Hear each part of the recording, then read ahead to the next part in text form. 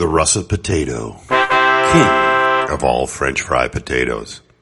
Yes, you can use Idaho, Maris Piper, King Edward, or Yukon, but russet Burbank are the best potato for French fries. Everyone loves a good French fry, but it's a lot more than just cutting up some potatoes and throwing it into some hot grease. You have to know the right way to prepare those potatoes. You have to know the right kind of potato to use. And, of course, this is Smokey Dave Presents, so to cook them to perfection, we're going to have to smoke them. That's right. Today I'll show you how to cut those potatoes up, how to prepare them properly, and how to make them perfect. So stay tuned.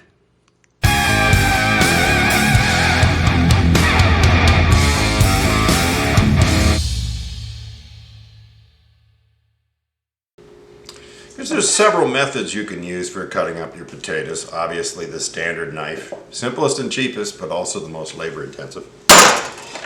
If you happen to have one of these little devices, this has a spiral slicing blade on it. The only problem with these is they tend to leave a core piece. Of course, you could throw that core piece into the deep fryer as well when the time comes. Another thing is if you have a mandolin slicer that has the large size blades, you could use that. But let me show you the king of all French fry makers right here. This is the way to do it if you really want to make French fries. You put the whole potato in and shoot it through, and it has these set of blades here. Now I have a couple of other blade sets. I've got a large cut set that I can kind of call these steak fry size, although true steak fries would be more rectangular. They do make a blade set for that. I don't have one. This is for shoestrings. And then the medium size, which is usually the ones I use the most, and that we'll be using in this video. Yeah, this might be a little bit expensive for some people, but if you really want to make good French fries and you want to make a lot of them, this is really the way to go.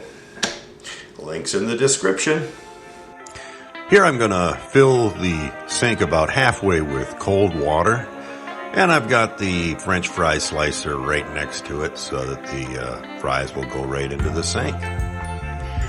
I'm putting in a russet potato. I bought 10 pounds, and I'll be able to get these all sliced into fries in about 2 to 3 minutes. That's as long as it'll take. Imagine how long 10 pounds would take if you had to do that with a regular knife.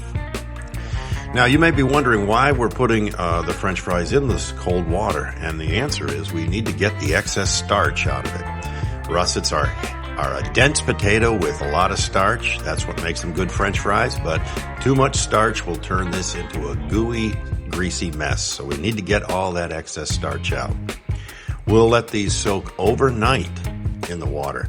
However, I always put them in for about an hour, hour and a half, and then drain it and replace the water.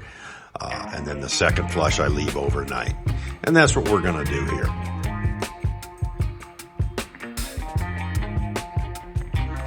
The potatoes now are soaking in the water. As I mentioned earlier, I'll drain these after about an hour and then replace the water and let them soak overnight. Then we'll put them in the refrigerator in the morning. The potatoes have been in the refrigerator for about 8 hours, and so they've dehydrated a little bit, which is exactly what we want. Normally at this point we would then start blanching them, but we're going to smoke these first. So let's get out by the smoker. I'm going to be using a mix of pecan and applewood today. Now, to be honest, it would have been a lot easier if I had some kind of basket style racks. Unfortunately, I don't, so I had to pile these up on 2 racks and try not to drop too many of them, and kind of spread them out so that the smoke is even across all of them. But as it turns out, they turned out fine. And I'll smoke these for about an hour, hour and 15 minutes or so. So here we go. And the smoking is done. They've been in there for a little bit over an hour. A lot of nice smoke on that, and we will collect these up and then we can start blanching these. So I'll meet you back in by the kitchen.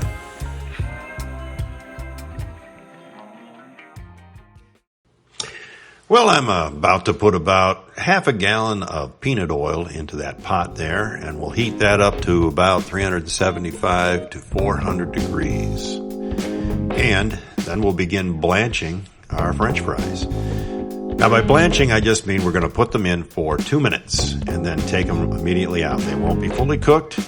What this does is remove excess moisture, puts a slightly crisp coating on the outside. And while I will throw it in a bowl with some towels, I'm not going to try to get all the oil off because I actually want to have a coating of oil on the outside. Even commercial fries are done this way, although these are so much better and so much healthier. So we'll take those fries and once we blanched them, I'll put them in gallon bags once they've cooled down, and then I'll put some seasoning on there. As you can see, these 10 pounds of russet potatoes reduced down to 2.5 gallons of French fries. But we didn't come here just to blanch a bunch of French fries.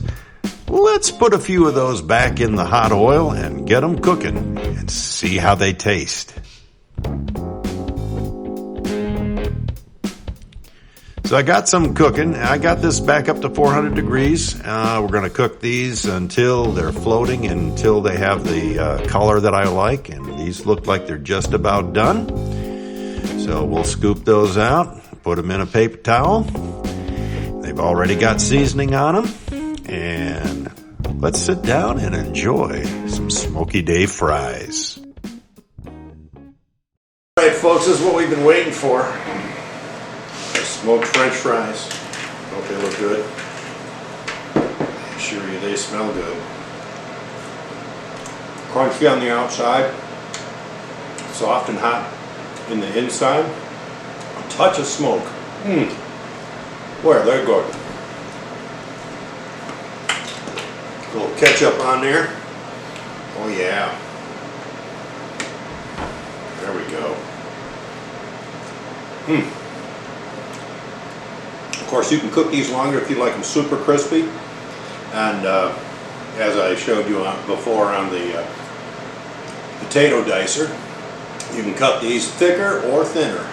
I have both a steak fry and a shoestring cutter on it. Links in the description, of course. I always put my equipment in the description. And if you buy through the link, it helps the channel. Doesn't cost you anything. It helps me out. Oh, I forgot. For all of my Canadian viewers who like poutine, as I do, there's some brown gravy here. I wonder how we could make this better. Well, real poutine has brown gravy and cheese curds. Maybe we'll need to smoke some cheese curds. Through the magic of video, I got me some Smokey Dave's smoked cheddar cheese. I'm just going to crumble that up a little bit on these French fries.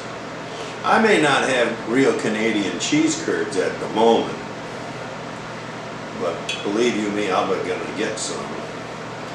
But these will work just fine, I believe. Let's see. A little cheese on there. Grab a little French fry. A little brown gravy. Oh my God. That is good.